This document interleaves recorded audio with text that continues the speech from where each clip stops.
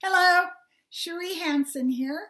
I want to direct you to my blog at cheriehansen.com, which has close to 74,000 subscribers now. I have been neglecting it lately because I have been enjoying the mud pit of COVID and isolation, wallowing quite nicely. But I am back to posting videos on YouTube on my channel, and I am going to be loading up my blogs again.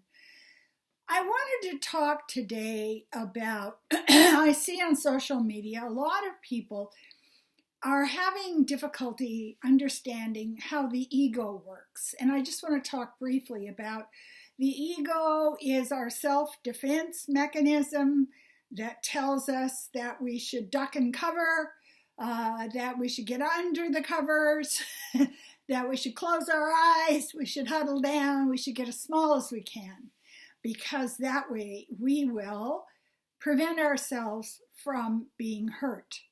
I love what the Buddhists say. You're in a body, you're going to die, and you're going to get hurt. So get into that place where you just know you're already on the plane, okay? There's nothing you can do to get yourself out of this flight of being a human. But as I watch myself, I can tell when my ego is at work on me, when I'm in the thrall of the ego mind. The ego mind is like someone who is pulling a wallet ahead of you with a string. It is always telling you things that tell you you're not there yet, you haven't achieved it, it's down the street, keep following me, follow the string of anxiety, I will get you there. It's also like a laser light with a cat. So our ego keeps us distracted and entertained and fragmented and confused so that we're in a place where we can't connect to what I call the oversoul, or the shared consciousness of the universe. I think mine today was doing some really interesting things. It was doing something I call moving the goalposts. So you get in a place, I do, where I set goals for myself. And when I achieve those goals, as soon as it gets close to time to actually achieve them, I'm already focused on something else. So I've moved the goalposts. I'm going to make a touchdown. No, you're not. You were thinking about watering all your plants, but you need to shovel all the snow. And if I go out and shovel all the snow, my ego mind will tell me you should have watered all the plants. You can't win, because the ego mind is trying to keep us in a place of lack. So the way to work with that I have found that works for me sometimes is to take the time to look at something I've done and stand over it and create some space and go, look at you. You shoveled your car out. You watered your plants. You did two good things. Instead of, there were 25 other things that you should have done. You haven't knit a macrame bedspread with your fingers.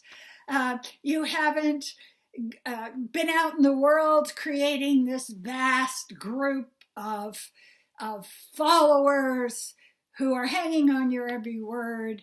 You don't have enough money in the bank. So that's ego mind. Ego mind is always teasing you. Is always putting you in a place of lack, in a place of struggle, in a place where you are being totally distracted from the truth. And the truth is, we are all connected by this big field of love. But we first have to get to a place where we can really give ourselves love and appreciation. Man, I watered the heck out of those plants today. The floor was even had a river going across it. I did such a good job. And I dug the car out. And I connected with some friends and talked to them. So I have to correct my mind habit, which is it's never enough. You're looking for validation from outside, and get that validation from inside. And I call it taking time. So you stop after you've done something. Stop. Be very quiet and appreciate yourself. Good work. High five. There you go. So try that out. It does help me when I have my ego mind constantly tormenting me that the reward is down the road and I just have to try harder and harder. Because how can you ever win the game if the goalposts are constantly being shifted? Well, you can't. So that's what I've got to say about that.